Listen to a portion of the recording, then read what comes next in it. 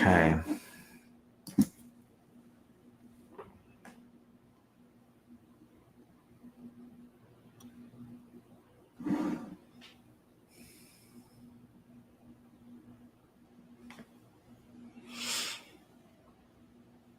Okay, good morning. Today's discussion is going to revolve around the latest song that has been trending all over social media and pretty much all over mainstream media and all over the world. It's called Man North of Richmond, or Richmond North of Richmond. Yeah. And so I'm actually going to ask JP a few questions, and I want to get his insight and his input into his position on the popularity of the song itself, and then more importantly, the responses and the reactions that have been taking place over the last few days, specifically towards one or two lyrics in the song. So first of all, thank you for joining me today, JP. Thank you, Julie. It's my pleasure for being here. Have you heard the song? Yeah, you played it for me the other day, and you're saying it just was massively trending. And, I listened to it and watched the video of him playing. And yeah, he has a very good voice. Aesthetically, there's nothing new here. This falls into kind of a style or a type of roots music, the sort of working class anthem.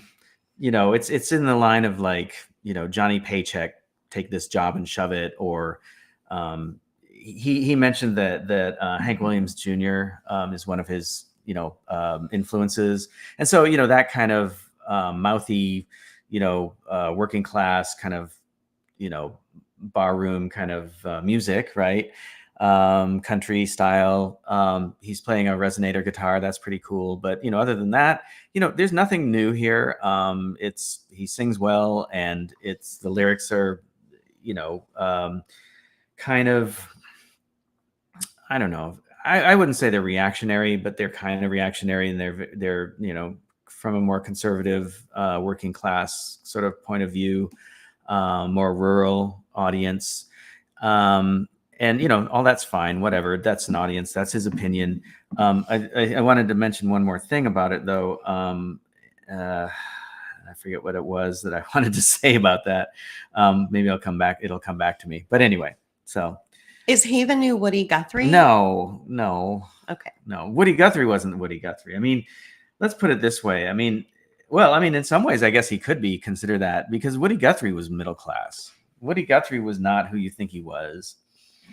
All these people are accusing this kid of being controlled opposition. And I think in some ways, Woody Guthrie was controlled opposition. Woody Guthrie took the stance of a socialist, but, again, he came from the middle class. So, I mean, there's, and his ultimately, he was addressing a liberal audience.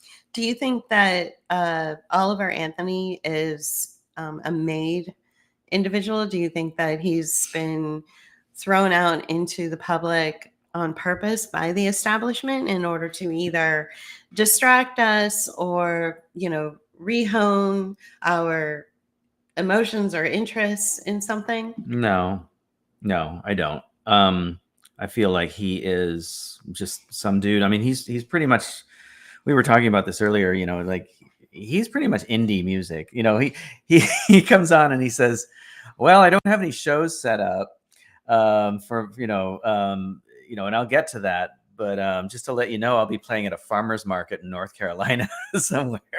And it's like, if you want to come out and see me, that's great. If you live too far away, don't worry about it. I'll be doing shows. So There was nothing, and I want to get into this aspect of it.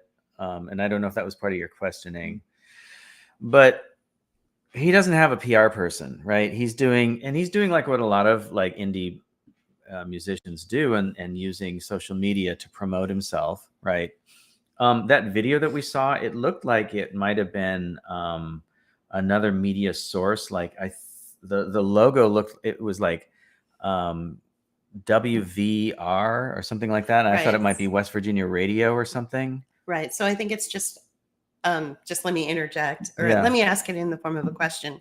Do you think that the curated video where he's singing Richmond, North of Richmond, do you think that this media company is like out of the establishment, or do you think that they're sort of like us, where they're just they have the tools to make a good video, and they provided the production value? Do you think that that was part of it, or do you think that there was something else supporting like the actual production value of the song itself? So two things. One is I think that it's pretty much roots. If it is a production company or some sort of media outlet, it is a more rural, less established, like community-based thing. Yeah. I mean, we were just talking to a local friend how 7-year-olds know how to make videos now. Right. So it's not hard to create valuable content with high production values. Yeah. With the phone. And right, exactly. And there wasn't, it wasn't like 2-camera type production, although there was a shot of one of the dogs at one point. And, I don't think it was all that sophisticated. So it wasn't really, Now, on the other hand, like, we were talking about Robert Malone the other day, and I was saying, right from the beginning, we were hinky about this guy. And I remember thinking back on like, there was an interview with him, and I don't know who the interviewer was. But he was like, making reference to the fact that he was like in between other interviews, like he'd been interviewing all day, and that he had to leave in, a few minutes to go to the next one. And that his wife was telling him his schedule in the background, blah, blah, blah. And I'm looking at it, the production values of it. And it looked to me like it was a self-consciously produced video to make it look like he was in his house making these interview videos, with these alt media types. And so it looked like it was trying to be homemade. Right. But it didn't ring true to me because, I make videos that are homemade, right? We have our studio is basically in our house, and, we put up a curtain and we try to make it as pro as possible. But it's not as possible as, it's, like we can't make our place look like a real studio. His place looked like it was a studio trying to be a home studio. I don't know what it was about it. I'd have to go back and look at the thing, but it just didn't feel right to me. And that's all I can really say. This didn't really feel like that. So this music this kid made, the song, it was just him performing, and it could have been anywhere, and it just didn't feel like it was that self-conscious. Like it just felt like he was performing in front of a video camera. Do you think that it's ironic that this song took off like wildfire, pardon the pun, within 24 hours of Robert Malone, a man who lives north of Richmond, being, sort of put out there for everybody as like evil incarnate because of what Karen Kingston said? Or do you think that's just a coincidence? That's sort of a coincidence. I think it's just, I often say there are no coincidences. I think it's just a happenstance. Yeah. How about it's that? Just a lucky accident. He's northwest of Richmond. Oh, okay. So, so Karen Kingston comes out one day and says, Robert Malone, call off your dogs. Leave me alone, you bad, bad man. And then the very next day, a song trends all over the world about the bad men living north of Richmond, Virginia.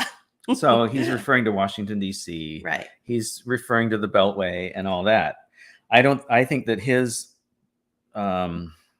position is informed more by like Fox News and mainstream media than it is anything else. I don't think he's paying attention to this whole, No. I don't think he pays attention to alt media. And if he does, the most, it might be, and I'm just speculating here, so I'm not going to say that he does this, but that I would say that he's like listening to maybe, InfoWars or Joe Rogan, probably more likely. It's probably more likely. you know. So let's talk about his worldview, his background, his education, and your opinion about the responses to the lyric that seems to get the liberals really offended. So, is he in your opinion, do you think that Oliver Anthony is a well-educated individual with, who's consciously aware of things like class war and the poverty making industrial complex, as I like to call it? No, I think that he is uh, personally, I think that he's probably just some middle class guy. He's probably he lives in a more rural part of the world. He's in Virginia, I think. Well, the song is about Virginia. I think he lives in North Carolina. Does he live in North Carolina or Yeah. Kentucky? No, that you're No. mixing him up With Titus. Yeah, Okay. yeah. Yeah. So, Yeah, we get all these like trending things right now. The rural, the rural America. the rural American young bearded man seems to be the Yeah, trending. it's the trope right now. Yeah. Yeah. And so I don't think he lives in suburban America. I think he lives in a Pretty rural area. Yeah. I don't think he's not stupid. He's not like uninformed. I don't think he went to college. If he did, it doesn't matter, whatever. But I don't think he's like ignorant. But his worldview is that of where he lives, and the rural part of any country in the world. Okay, so he is in Virginia. He lives in Farmville, Virginia. Okay, all right. Yeah. So the traditionally, traditional people, or people who are rural or live on farms or whatever, work with their hands, they tend to skew more towards a conservative worldview. Right. Period. So let's go back to the public relations around him. Let's go back to the. Well, let me answer your other question first. Is he educated? I don't think he's all that educated, but he's not ignorant. I guess I'm reiterating. Right. But I also want to point out that one lyric. This is what will lead into your next question. One lyric or one line in an entire song is being focused on. And this is what we've been calling like punching down, right? Where you're punching down as opposed to punching up, and everybody should be punching up, right? And so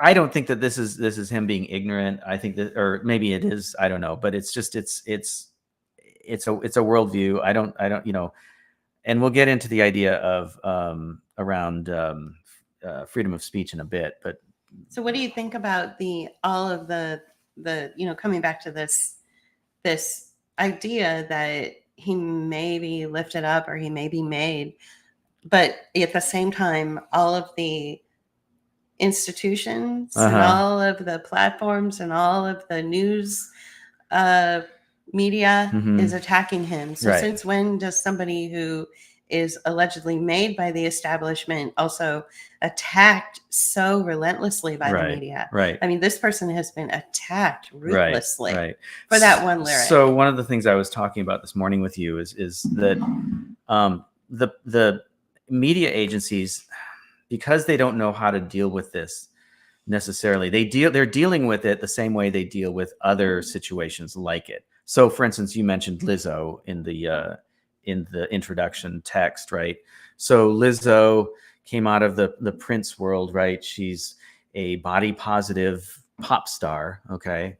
And she's not bad, actually. I kind of like her. When I was forced to listen to Top 40 radio, or what's now Top 10 radio, when I was driving my students to school in the school bus, because they insisted on it, she was one of the better acts out there.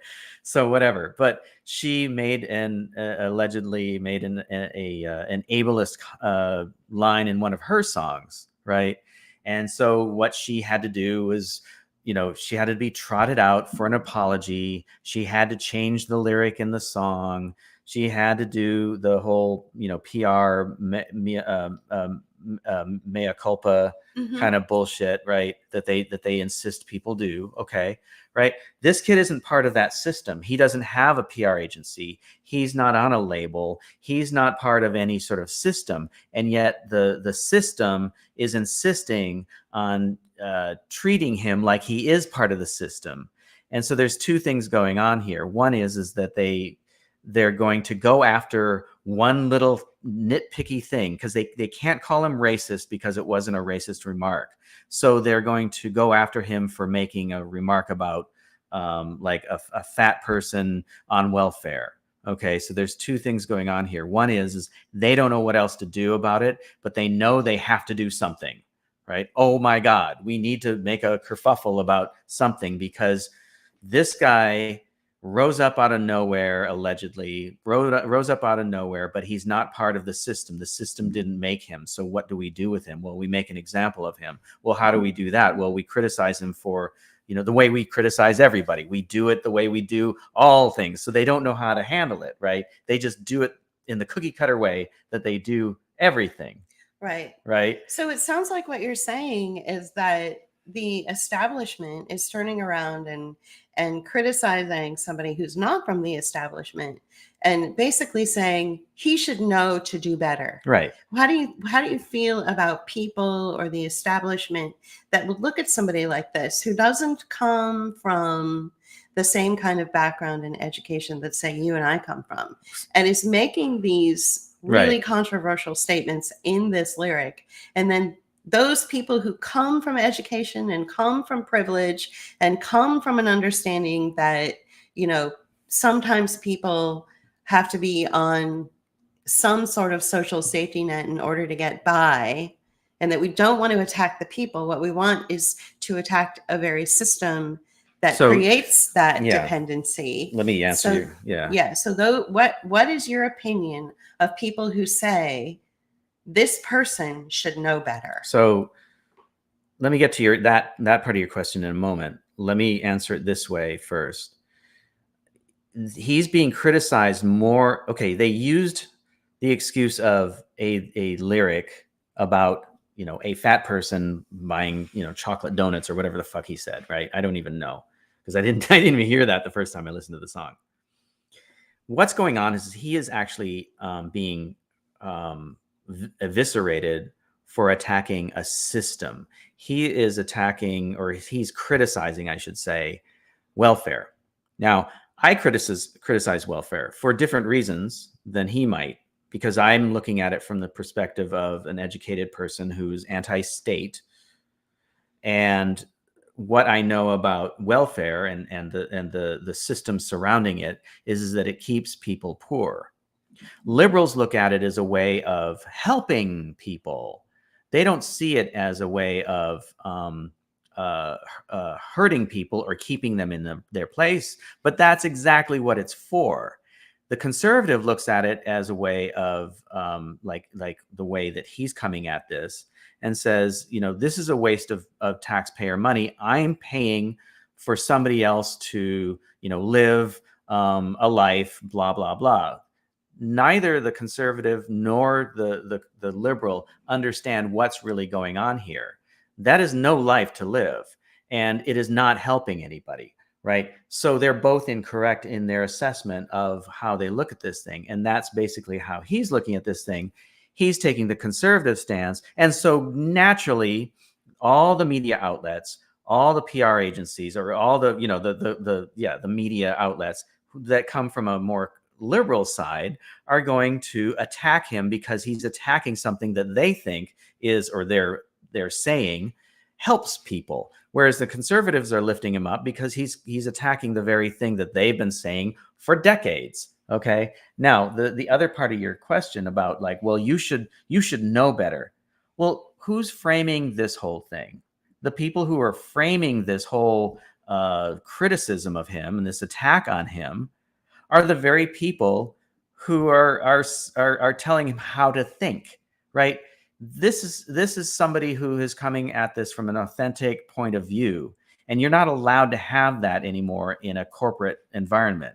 America is now a corporate environment. Let's just face it. everybody is expected to act like they're a corporate employee. Well, he didn't come at it that way.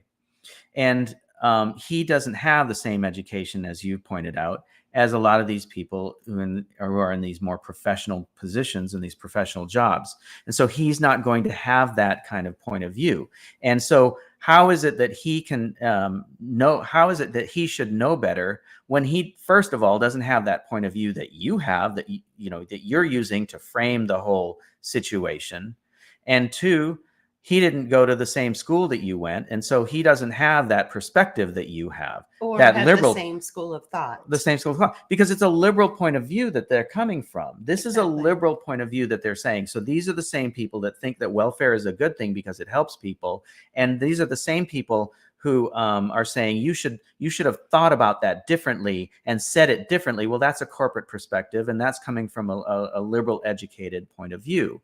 And then the other thing around that is that oh shit, I just lost my point, my train of thought. So we can come back to that probably. All right. Do you think that if he does change the lyrics like Lizzo did, so Lizzo had to go out and change her lyrics and do this big mea culpa and all Right. this stuff and really humble herself because the establishment made her, so the establishment made her fix the problem. And who knows, maybe they even created the problem to begin with. Yeah. Right. Right. So Yeah, I know. Yeah. What if he does take the road that Lizzo took and he changes the lyric and suddenly it goes from being, my taxes have to pay for 300-pound men to, on welfare to eat fudge rounds or something like that, whatever that offensive lyric was. What if if he softens it or changes it a bit? Do you think that makes him do you think that weakens his position, or do you think that it makes him compromised, or do you think that means that he's just listened to the criticism from people and he's like, yeah, it was a little offensive, so I'm going to change it? I don't know. Yeah. That's my answer. Yeah. I don't know. I mean, I think that because he's not part of any system, he's not on a label. They're not going to make, there's nobody there to make him do anything. Right. Right. And if anything, he might get picked up a label because that lyric is in there. That's a good point. Because it is kind of a reactionary kind of thing, and it fits within that context of what I was talking about, like, the Johnny Paycheck kind of music, where it's like, take this job and shove it, and be, deliberately offensive in the way that the working class can be. Mm-hmm. Right. In that particular way of expressing oneself, right, in a more, an educated person would say that more coarse way of describing, whatever the case may be. Right. It's it's a little gruff, right? It's gruff, and then it's a little more coarse and whatever. But see, do you think it's a one-hit people wonder? like that. Do you think it's a one-hit wonder? You think he'll go away as quickly as he came onto the scene? Probably, because it's a flash in the pan. Yeah, I mean, I think that he's going to be able to make a career of his music, but it'll be like everything. See, the thing about music is everything is, okay, timing is everything. I'm trying to say like three things at once. So let me put it this way. Because the industry is so fractured or divided, or how would I put it? Basically, it's subdivided into so many different subgenres and genres and whatnot, and the industry itself did that. This was not a natural occurrence. I remember growing up listening to a particular hard rock station, and the only black person you ever heard was Jimi Hendrix, right? But there was plenty of other music that could have been played on that, and it was like a classic rock station before they started calling it classic rock. And they deliberately left out all kinds of other music that would have fit in the genre. In fact, I remember when Elvis Costello first hit in the late 70s, they were all about his first album and maybe his second album. But by the time the third album came along, it was like New Wave was pretty well established, and this particular station was having none of that. Right. So you had these subgenres get divided up into, different radio stations and formats and media audiences, right? So you cannot have an urban black band playing in a classic rock format. You just can't have that. So I think that because everything is so subdivided and so small. I mean, let's put it this way. You know, we were listening to a Sirius XM station for a while there. I mean, we still do kind of. And it's an indie rock. And I made the joke about how it was corporate indie rock, right? Yeah. Because it's like it's not really indie rock. It's like all these sort of corporate bands that are labeled indie rock, right? And so some people, like I was talking to somebody the other day and I mentioned a genre of music and they had no idea what I was talking about. Shoegaze. Yeah, shoegaze.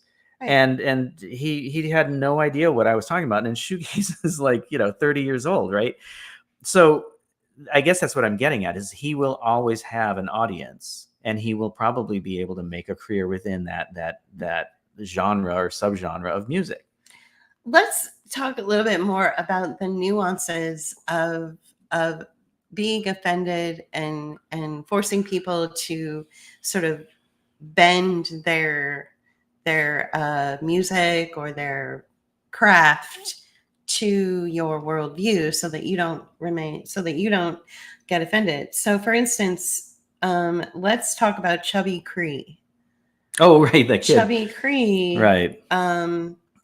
Explain who Chubby Cree okay, is. so before I go into Chubby Cree, let me just say that I get offended by pretty much everybody all the fucking time. All the right? time. And these are people that I would have, like before COVID, I would not have called my allies, and now after COVID, they are my allies, but they still offend me for their insistence on pushing one particular religious point of view and insisting on it being the only religious point of view, and I find that really offensive. But what am I going to do about it? I'm still going to be on board with a lot of the things. So if it's like 5% of what they talk about is offensive to me, there's still another, 95% of content that I agree with. Right.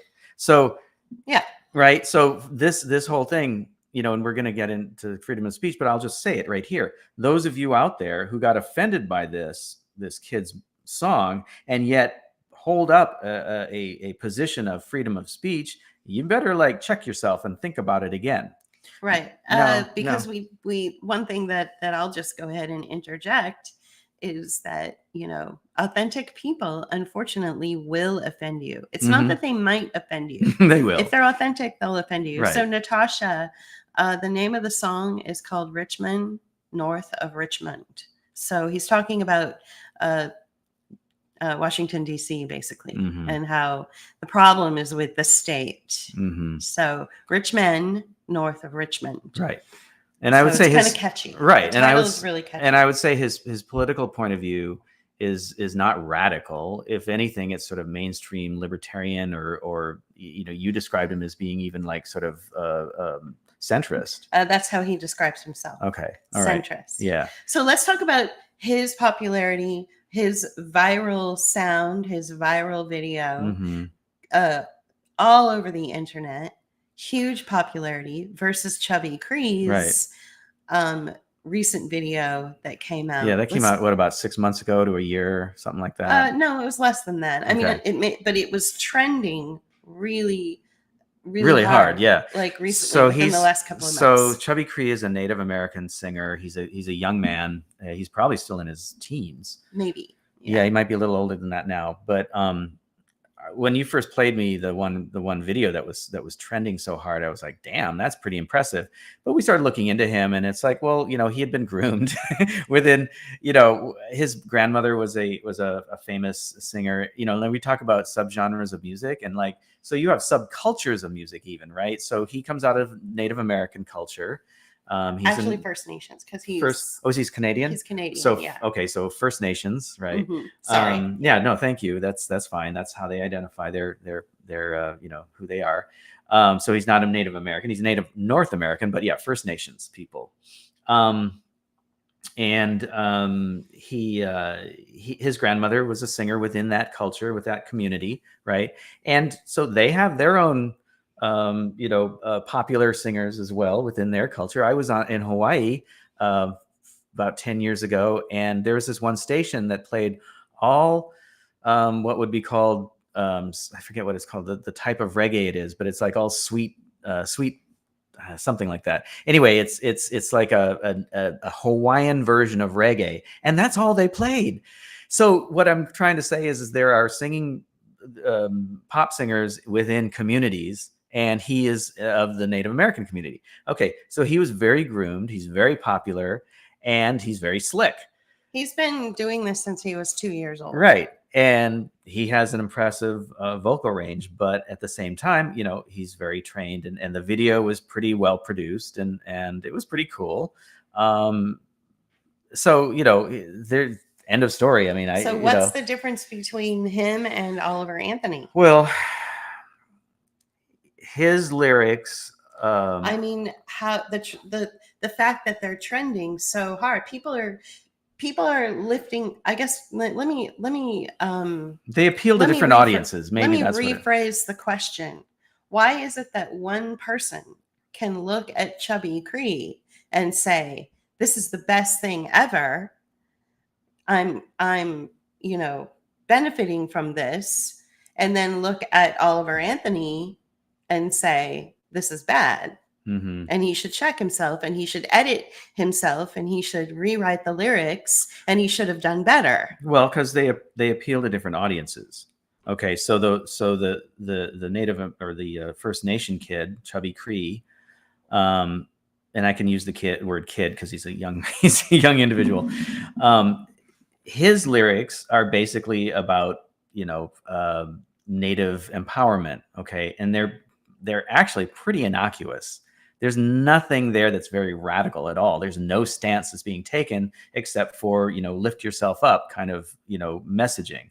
There's not really a lot there lyrically. And I have to say, and I wanted to bring this up, is that I am not one for revolutionary art or songs with messages. I think that revolutionary art for the most part is crap, because it's so self-consciously trying to put out a message. And even like during the new wave period, when I was listening to, The Clash and XTC and some of these other bands that were like making songs that had a message or political sort of point of view, I listened to that and appreciated it for a short time. But by and large, I think that kind of content is not as good as like just content, art or music or whatever that's just dealing with whatever you want to deal with. I always thought that social themes were a little more interesting than political ones. And so, or Brian Eno. Brian Eno, like wallpaper. No, I don't. But no, I mean, it's like, I think that there's a lot more interesting art out there when it's more integrated into the artist's type of work, rather than trying to be self-consciously political, revolutionary, or whatever. That's why there's not that much great revolutionary art. Maybe poster art is about where you can go. But getting back to the content of these two songs. So the reason that Chubby Cree appeals to his audience, which it would be like, his specific audience, which is the Native American or First Nation audience, then his secondary audience that lifted him up on the internet, which was basically liberals, right? Mm-hmm. Because it's all about, oh, well, it's empowerment, and it's like, and we like this, and there's nothing there to offend us because there's nothing there to offend you. It doesn't really say anything except for, I can't even remember his lyrics, but like, it's just like, it was empowerment, right? And a lot of it was just sound. Yeah, I mean, it was, and it could be of his language, mm-hmm. right? It could be of the Cree language, sure, too. So, I don't know, but there is a lot of chanting that's involved in a lot of Native American music, or Native music, and Native North American music, and that's cool, and I love that about his work, right? It is very much a part of taking traditional music or singing and bringing it into a modern context. That's cool. But there's lyrically, to an American or English speaking audience, there's not much there, right? On the other hand, what's his name? Oliver Anthony, the man with two first names. It's following a sort of tradition. It has one lyric, one line in the entire song that criticizes welfare. The end. I The mean, end. that's, Yeah. I guess what I'm getting at is that it, because of that one line, it appeals to the more conservative, and I've said this already, it appeals to the conservative who criticizes welfare from their perspective, and it offends the liberal who lifts up welfare because of their particular point of view, right? And so that's why it's offensive. I don't even think it's all that authentic myself, personally. The only authenticity to it is that he's a young dude with a beard playing a resonator guitar who wrote the song, and he's not part of any sort of recording industry system. Like Chubby Cree is. I think that he okay. So I think that there is probably it appears to be, to me, to be like, the native the native gambling casinos all over North America. There's also probably a recording industry that serves Sure. the Native American culture, right? So so he's probably part of that sort of system. Whereas this kid just Oliver Anthony just is using, the same sort of playbook that a lot of indie, rock people or independent people that kind of allegedly came out of nowhere did either. There was, I can't remember her name right now, but she kind of made a splash in the indie pop world for a little while there because she started playing ukulele songs on the ukulele. And she was from like Taiwan or somewhere in Southeast Asia, Asian Pacific. And I wish I could remember her name because she was kind of cool and she had a couple hits in the indie pop world. But she started out, when you could still make a splash using YouTube, right? So that comes up now and then, and then there was that kid that we used in our video when he was very young, but he's now older. He's in his 20s, and he's a very popular performer, and it's because of YouTube. He kind of allegedly came out of nowhere, right? So they don't have these kind of I don't remember it. Yeah, and I don't even remember like where she's from. Yeah, it doesn't matter. It's an example of somebody who kind of made it by way of using alternative media to become popular or famous. So I think let's talk a little bit about that genre, because you would be surprised how many people don't even know that there's a whole subgenre of music that we only listen to, which is sort of this indie pop. Most people in our generation, which I would consider us to be Generation X or the millennial generation, they kind of stop at like Radiohead. Like they know, like everybody knows Radiohead, and everybody, and it kind of Radiohead kind of goes across the board. But then, like for instance, we were in the car with a friend who's maybe millennial Generation X, and we were listening to a station that only plays corporate indie pop, and this person had no idea who this was, and who some of the bands were.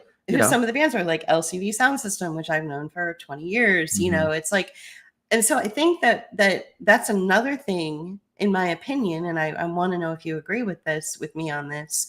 Do you think that because he's relating more to that subgenre of pop or rock or country, roots rock, country, whatever, which is more of an independent mind, which most people know, say like Mellencamp, or they know Springsteen, and whereas we don't even pay attention to that, we would much prefer to listen to Damien Jurado or Father John Misty or Jimmy Dale Gilmore and so there's a whole subgenre of indie pop that was, and I know this is supposed to be a question and answer, but I'm going to go off on a little bit here and talk about how this indie pop music, or this independent minded music, this independent rock music, has been treated with contempt by the mainstream for so long. And so I think what's happening is,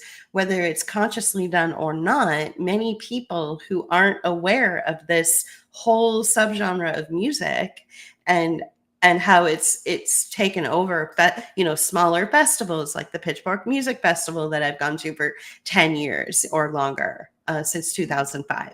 Like, nobody even knows about it. Right. And it hits, this type of music that a lot of people treat with contempt. And so he's also getting that as well. This is why Rolling Stone attacked him, and this is why Billboard attacked him.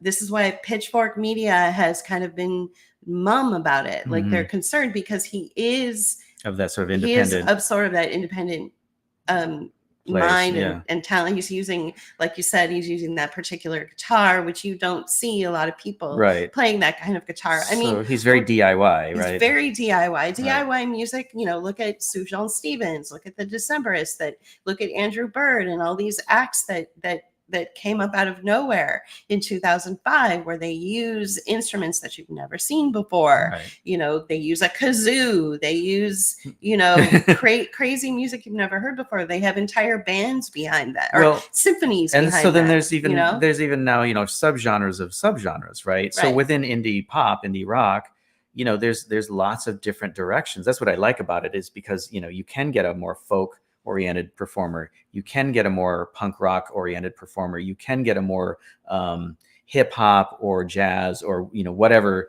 other genre kind of introduced into the mix of what is known as indie rock or indie pop, right? And so that really makes things a lot more interesting.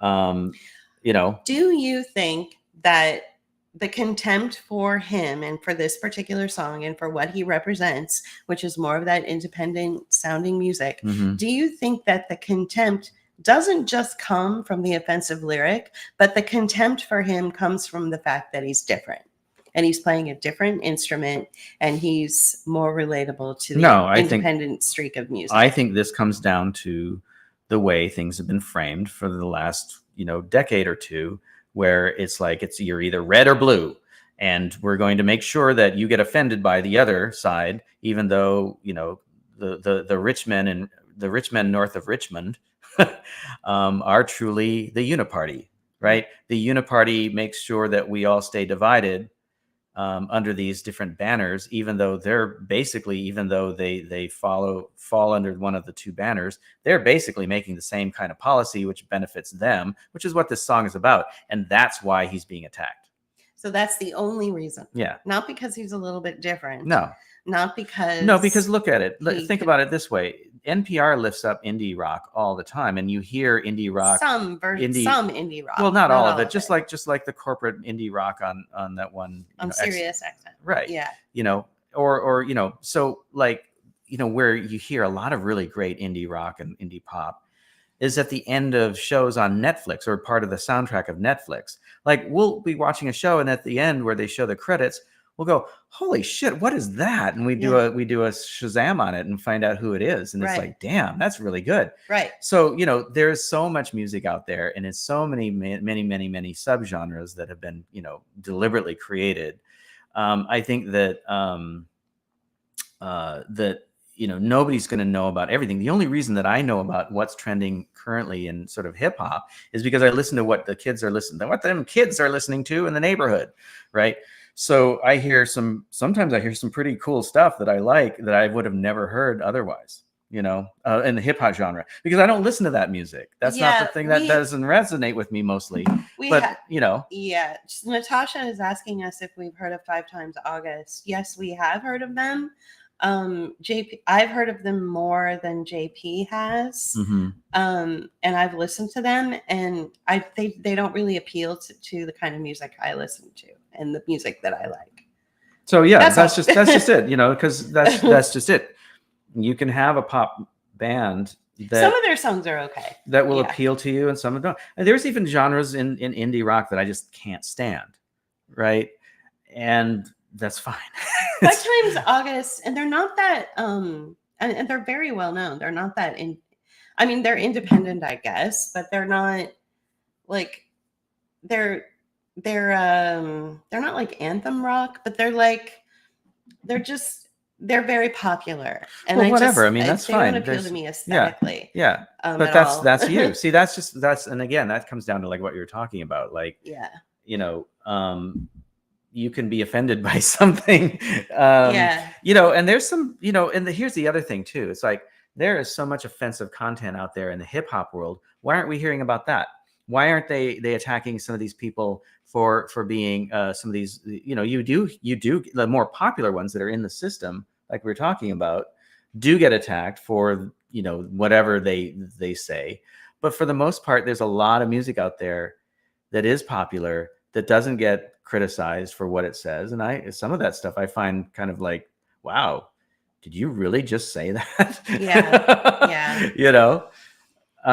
So like, for instance, the person that I do like, that I've liked his music for years, since I was 19, is the Stone Roses. And I'm not that much of a fan. And the guy that is the leader of the Stone Roses is Ian Brown. And Ian Brown came out with a song in 2021, I think it was, called Little Tree. So I liked it, and I liked that song. And it was that. And even though he came from mainstream, very mainstream, Stone Roses, reached its popularity right around the same time that Radiohead did. Mm-hmm. Right? Radiohead, though, just like took the world by storm, whereas Stone Roses, maybe they were a little bit more underground, right? Mm-hmm. So, the fact that he came from this really, really mainstream place and broke away from it and became this. Well, and then he got criticized for being anti-COVID. And all that. And then to top it all off, Ian Brown is one of the most offensive creatures in the music industry. He's incredibly narcissistic, incredibly arrogant, but I still like his music. Well, and then there's Morrissey, right? Oh God, right? Who's just a one of the most dysfunctional people that ever lived, but I still like his music. Right. And there's this one, I haven't been listening to him lately, but there's a streaming radio out there that we used to listen to more often. And he will deliberately play a Smith song and followed up with, Morrissey is a racist asshole. Right. Just so he can say that. Just so that he can say But he likes their music. So right. He plays it. And I never got like, why do you do that if you feel that way? If you don't like that artist, why do you continue playing the music? Is it so you can, criticize him and say that? So that's the same kind of point of view, I guess, that I'm getting at, that people are attacking this kid, Oliver Anthony, over, because of like a particular stance that he takes, right? And Morrissey, whatever. I mean, he's a mess. So going back to this idea that he could be, made, I don't think that. Yeah, I mean, okay. Oliver Anthony could be made. He could be. Could be, but he's probably not. But I mean, we've got Rolling Stone attacking him. Are they attacking him for that? Are they attacking him for the lyric? They're not saying he's controlled opposition. Rolling Stone? No, they don't. They don't go there, right? They don't use those terms because they're mainstream. Billboard is attacking him. I guess what I'm trying to say is those same publications, those same mainstream, especially music-oriented publications, they didn't really attack Lizzo. No, he did. She got really eviscerated. She got eviscerated. But see, again, coming back to that idea that I talked about, right? She was handled in the way that they handle these things. They did the whole PR thing, the whole mea culpa, the whole change the lyric. Okay. They wanted to use the same playbook with this guy. And they did. But it comes off differently because now you've got a bunch of people on the internet arguing with each other who normally would agree with each other.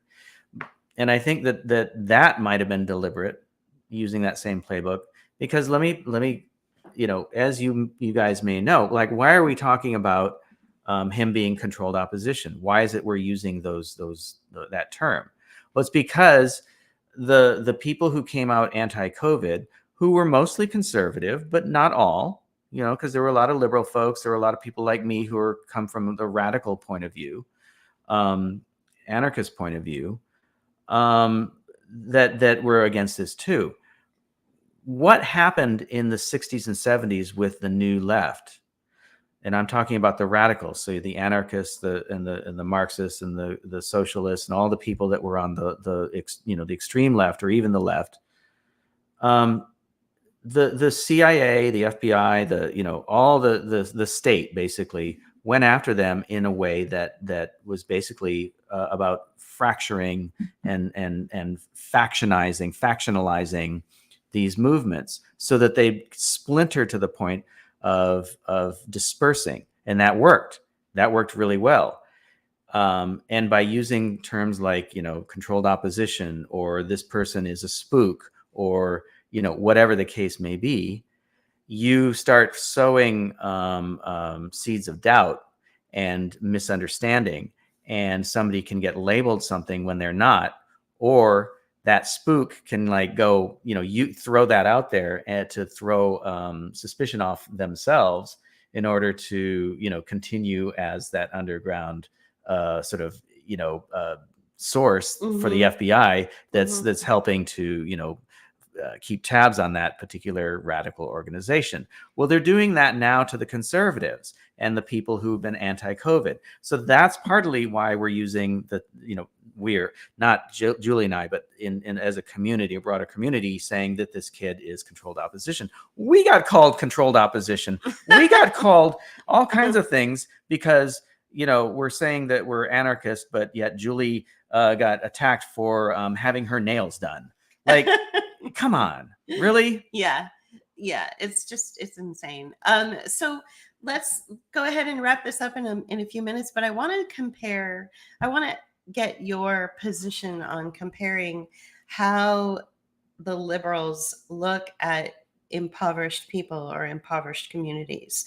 We've had firsthand experience of the hypocrisy around that. Yeah. So can you please give a personal anecdote about this position that they take, and then apply it to their reaction to this Oliver Anthony's lyric? So yeah, and this is this is a position you were talking about early on, and so for those of you out there who may not know us, I'll repeat this for those who do know us. We live in a neighborhood of deep poverty. Where we live is in the outskirts of Pittsburgh. What I told someone to describe where we live is we live in the ass end of Pittsburgh, right? We live near where that explosion took place that everyone was worried about a couple of weeks ago. East Past. No. Oh, that explosion. The island. I forget the name of that island. That has a Neville Island. No. It's up from Neville Island. It has a gas plant on it, right? It has an energy plant on it, right? And then there was another explosion that took place just yesterday or the day before. Oh, really? Oh my God! In Plum. Oh, in Plum, yeah. Well, Plum isn't near where we are, but this was anyway. We live near that. We live across the river from the water treatment plant, right?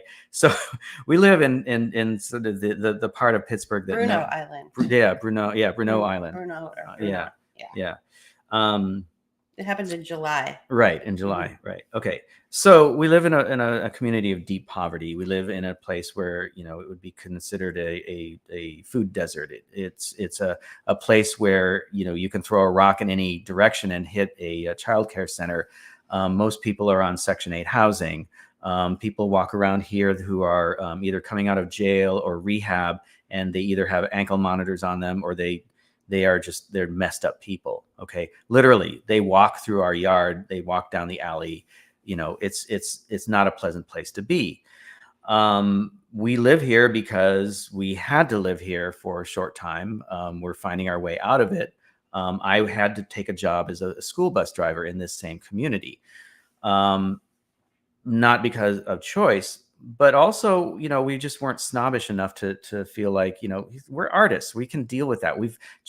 I lived in San Francisco for 30 years. Do you think San Francisco was the shining city on the hill the entire time I lived there? Hell no. The neighborhood that became like super popular and bougie was like a scary place when I first got there in the 80s. Most of San Francisco was that way. So I'm used to living in this kind of community. So it's nothing to me. But we had two incidents where we wanted to go on our vacation. We saved our monies and we wanted to go to the beach.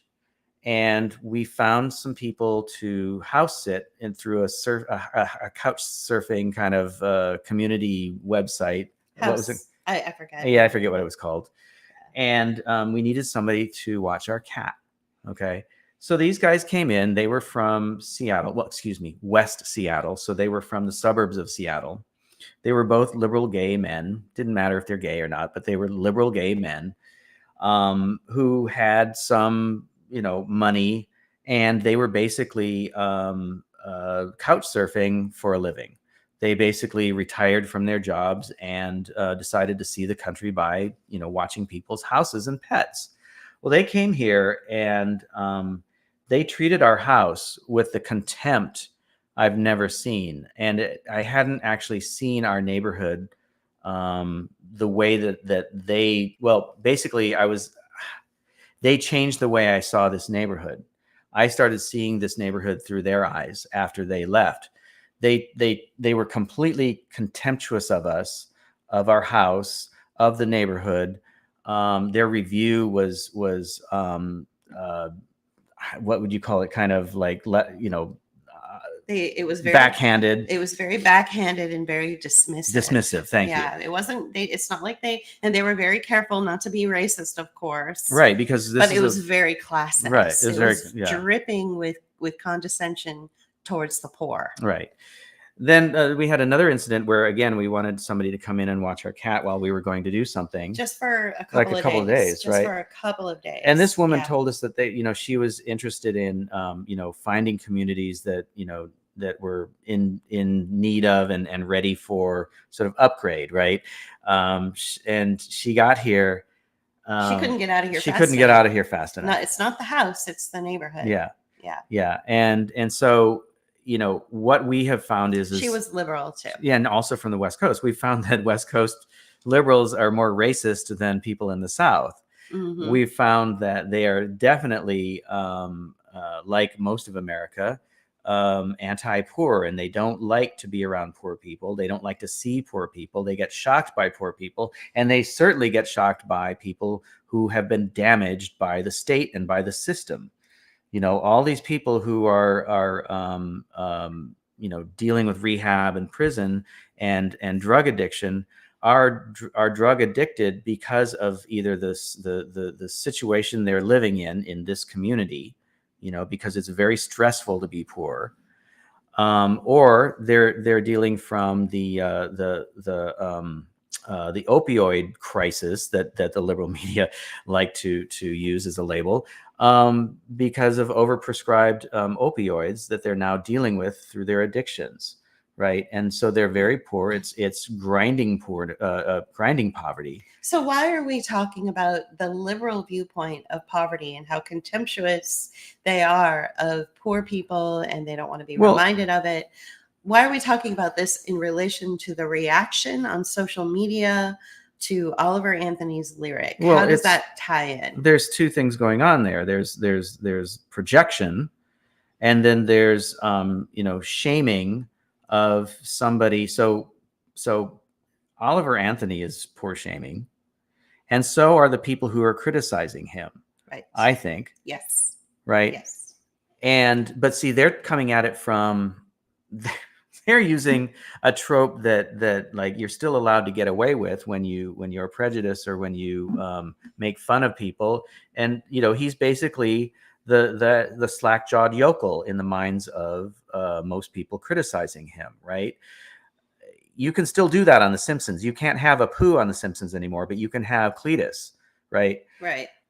So you can't have Apu who represented, a cliche, which was kind of offensive, the Indian working the 7-Eleven. Right. But Apu also happened to be the most enlightened. Well, one of them. At times, because they make fun of everybody, right? Everybody gets the stink taken out of him. He brought so much enlightenment to the role, right?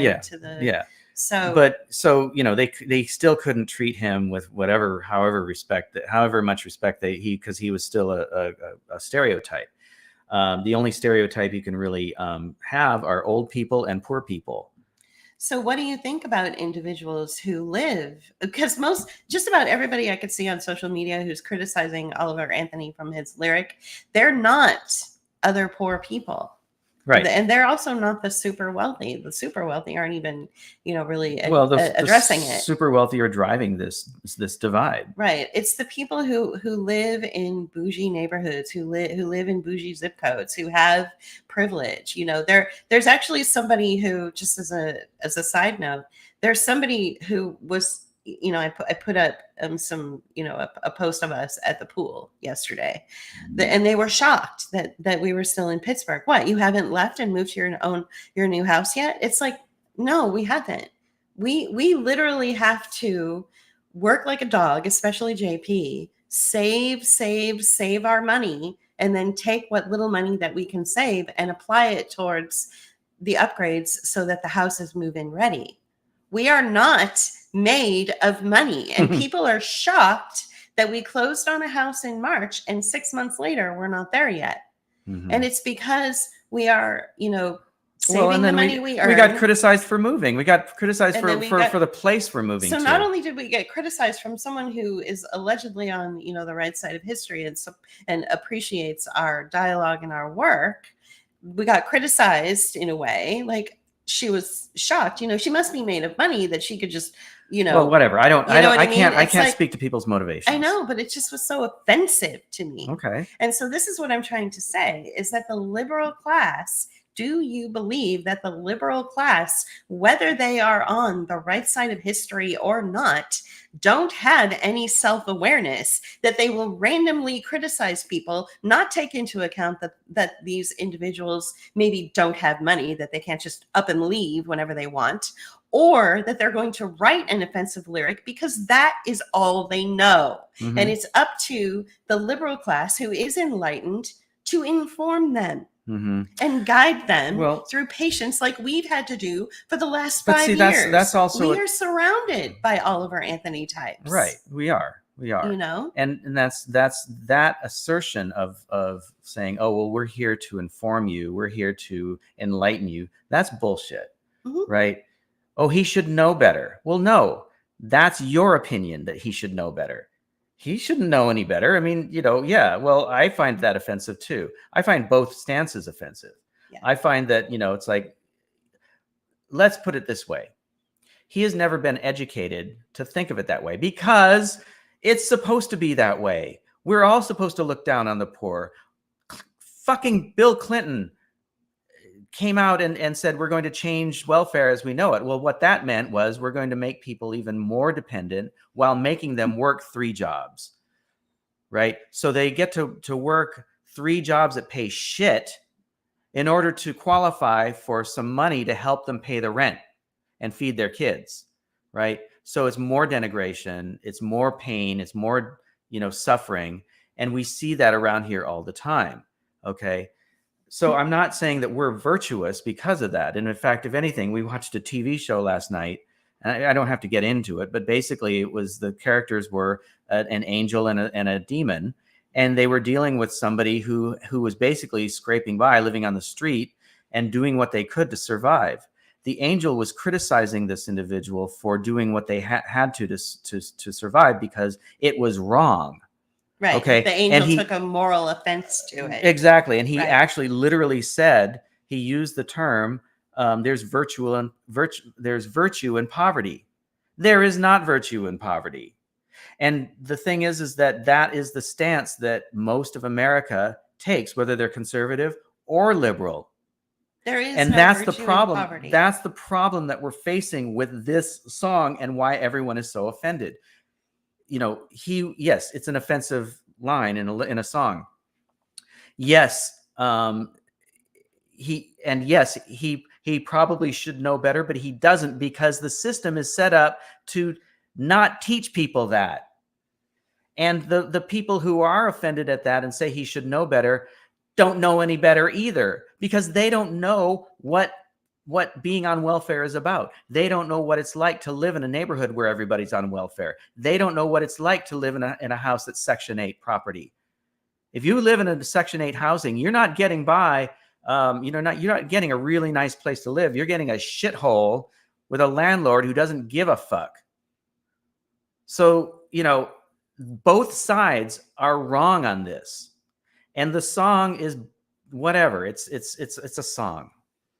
There's nothing special about it. The only thing that's special about it is it has offended people. So I guess it's doing its job. I guess so. So, what would be your advice to individuals who are saying things like he should have known better? Shut the fuck up. I don't know. I really don't. I don't have any. That's I don't have any. I don't have any advice for anybody on that. Right. Okay. So do you? That's my advice. Shut the fuck up. Right. So you either like it. So okay, let's read this tweet that you were reading to me. Okay. I think this is the best position that I can say that I'm closest to. So should I give the person's name or not? You can if you want. I don't have. It doesn't have because it totally represents your position.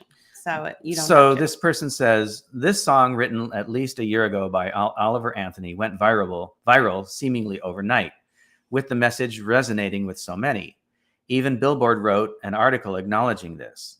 But they also noted how this artist is promoted mostly by the right, even though he considers himself a centrist. Is it because the right is more representative these days of the working class versus the laptop class? Is it because the right has become more anti-establishment because they don't control it? Even though he's getting so much support amongst certain influencers, I hope he draws in people across the spectrums and not be characterized as right, in quotations, and thus contribute to polarization rather than unification. If you like the song, you like the song. If the message makes sense to you, it makes sense to you. I hope people can see beyond this. Meanwhile, why do you think this artist has become an overnight success? Is it his message, or is there more? Is it luck? Okay, so she doesn't even touch on the issue that he's being criticized on. Okay, so that's where I separate from her. But it may have come out before all that happened. I don't know. But I guess what I'm saying is that the criticism of him is not because he's scapegoating or blaming or poor shaming or anything like that. They're not attacking him for poor shaming.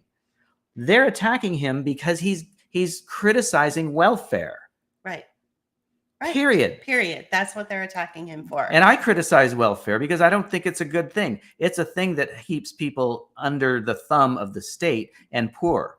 It keeps them in a state of misery rather than in a miseration, rather than being able to improve their lives. And are people who are forced onto these welfare programs like EBT or the social safety nets that you get with food support systems like food stamps or EBT and all that, are they helping people?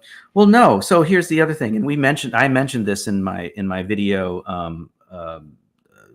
Which one was it? It was one of the last ones I made. The reason. EBT doesn't go very far, and healthy food is expensive. Junk food is not. And so if you're trying to get the most caloric, get the most calories across, the most mouths, you're going to probably buy those fudge rounds, right?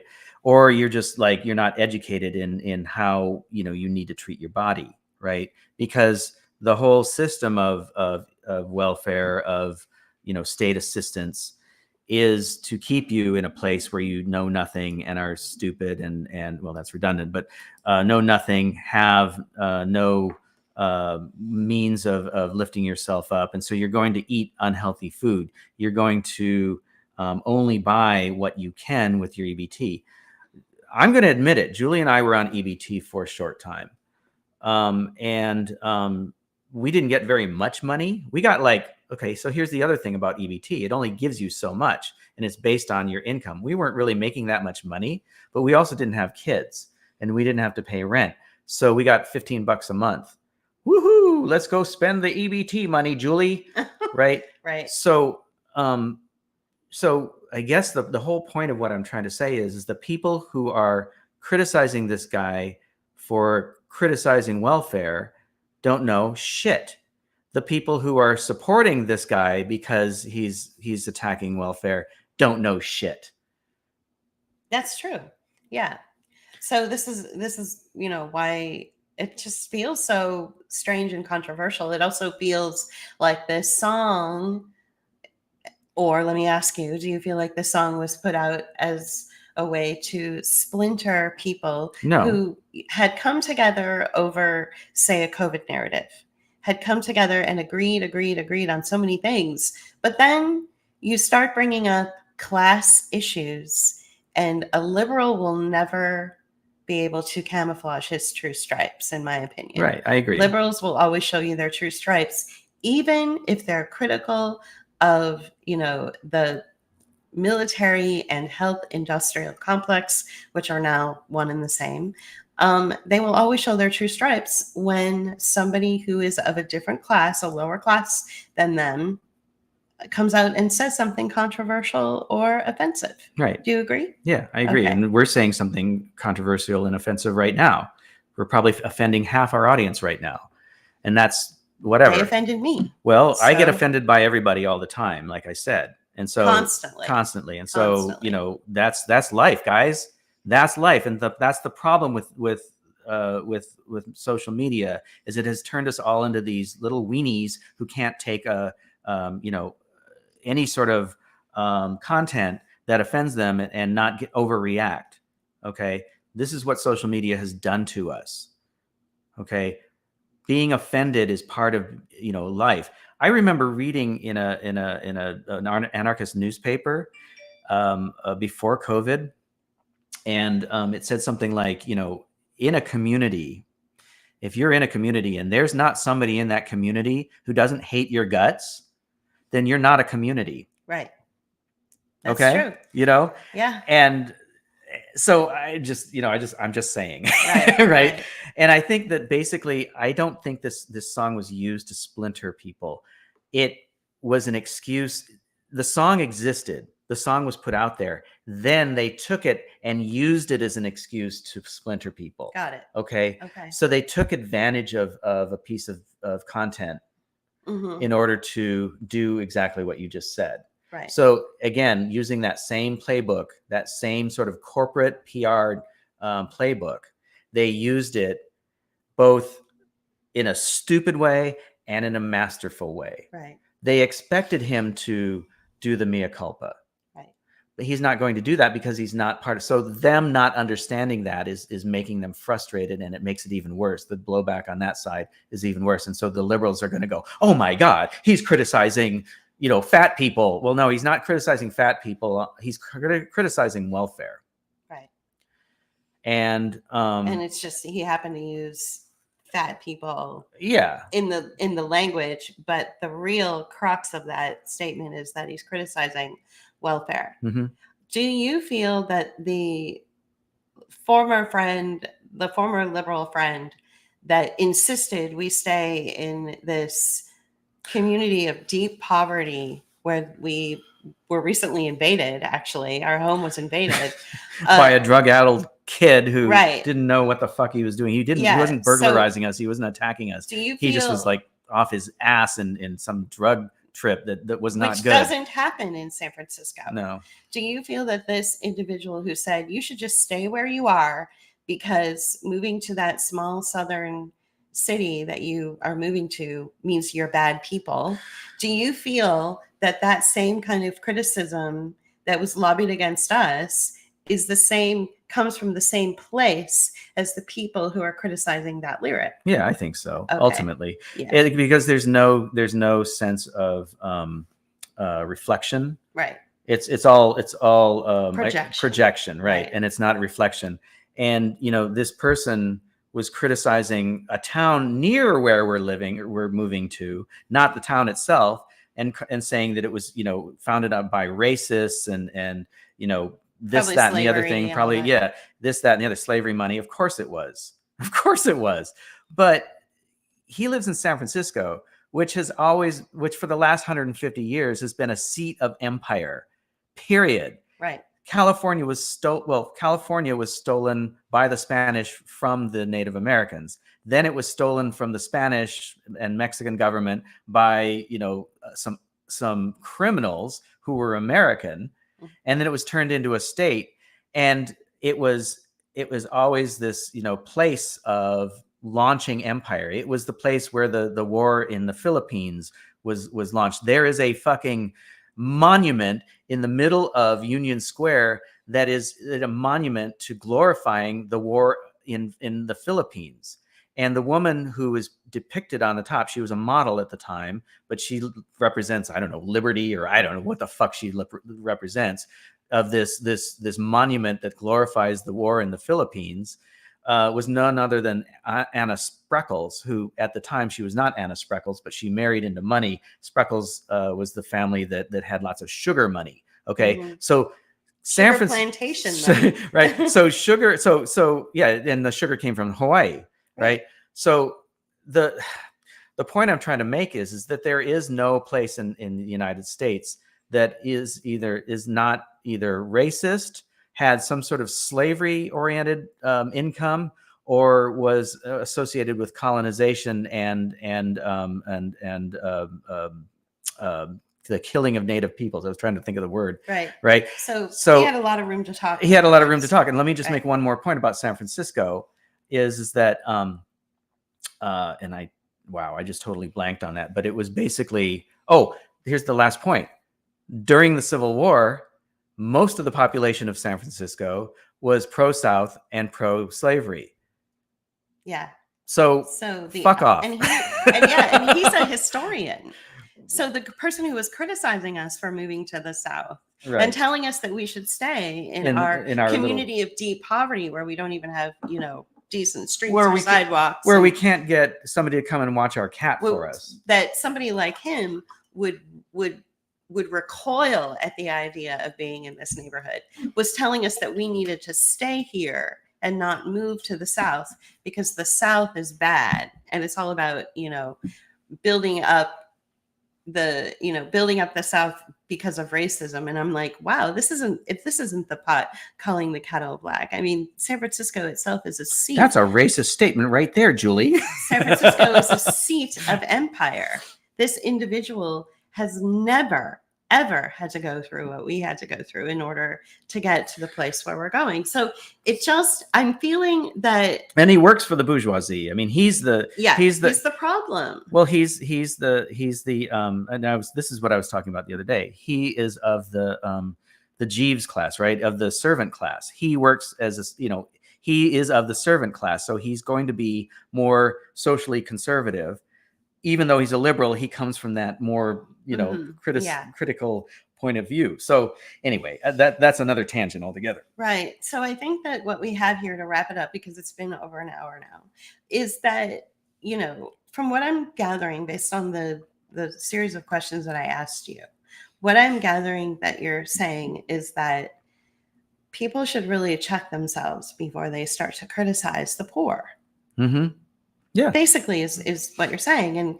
And every single person that's criticizing this guy, Oliver Anthony, is not poor. Right. And even though they might be struggling financially, they're living comfortably. They've never had to live in Virginia or worked in a coal mine. He worked in a coal mine. Did he? Yeah. Well, he talks about coal miners in the lyrics. So even though individuals who may not be in a financially secure place are still criticizing him because he's criticizing welfare, they're still coming from this place where they have the education. They've been informed. They've had all of the right kinds of people around them. They've read all the right books. They understand that we're in a class war situation constantly. And people like Oliver Anthony don't understand that. So for them to say, you, young man, should be like me, well, that's right. That's like telling a 1-year-old that he should be, that he should write a thesis on, that's not right, because he's never had that experience yet. Yeah, he will. Well, it'd be like us trying to tell our black neighbors how to behave or how to. Oh yeah, right. Yeah, it'd be exactly like that. Well, that's exactly what our San Francisco friend did to us. You should stay in your community of poverty, where drug addicts climb in through your window and terrify you and your cat. You should live in a place where there's a sinkhole out in front of your house.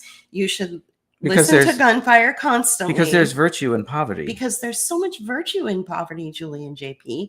No, there isn't. There just isn't. And so for 5 years, we have been talking about class war, and each and every person who is on the right side of history right now, when it comes to the COVID situation, has shown their true colors by attacking this song. A liberal can't change his stripes. And that's my takeaway from this. And that's very offensive to me, Julie. It's very offensive. Well, I'm offended. I like what Robert said. LOL, I'm offended that you're offended. Yeah. So, yeah. I found it very hurtful when our friend in San Francisco said, you should just stay I did too. in your miserable situation with no opportunity. Because where you're planning to move was racist. Because where you're planning to move hundreds of years ago did a bad thing. Right. And it's much safer and it's nicer and it's healthier. And it's better for me personally, for my body, and for my outlook on life. And it's those same people who live in those comfortable places that are criticizing Oliver Anthony. They've never been on food stamps. They've never worked in a coal mine. And even if they are struggling financially, they still had an education and a background that informed them, and he never had it. Right. So, all of this, pushback against him has just shown me how hypocritical the world is. And I don't know, is. And I don't know anything about him, and I'm not going to comment on who he is, what his financial background is, whether he went to college or not. I mean, we talked about that a little bit, but what I guess I'm trying to say is whether he's a middle-class kid living in the rural South, or he's, just some dumbass, I don't care. I think that, the song stands on its own. I think that it's great that he's doing what he's doing, because I support anybody who's like trying to bring creativity in their life and trying to use that as a means of making a living, or, being self-employed. I applaud all of that. If you're looking to be self-sufficient, or you're looking to express yourself in a way, and you're trying to use that as a means of making a living, I applaud that. So, I don't have much of a comment to say about who he is and where he got his money. I don't care. There was one line. So 0.5% of the entire content of a song was offensive. Next. Yeah. Okay. Well, thank you for joining us today for this, sort of question and answer discussion that we had. And of course, I had a few things to say. We will probably be going live in another week or so. Maybe. From another location. Another undisclosed location. So we really, really appreciate your support and for listening to this and getting through it with us. And we'll see what happens. We'll see what comes of the song itself. We'll see if the guy, does something good with it, or if it just, if it's a one-hit wonder, flash in the pan, and then we move on to something else. Well, I think from a mainstream point of view, it will be a flash in the pan. I think that he will continue on and do his own thing. And that's great. And that's great. Okay. All right. Thanks everybody for your comments, and we'll talk to you again soon. Bye. Bye.